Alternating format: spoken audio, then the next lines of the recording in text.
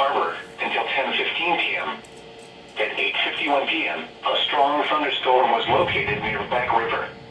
The strong thunderstorm was moving east at 20 knots.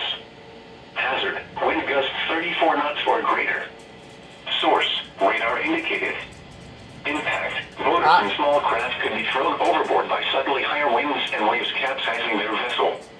Locations impacted include Fort Smallwood State Park, Hart Miller Island, 7 Foot Knoll, North Point State Park, and Gun Pond.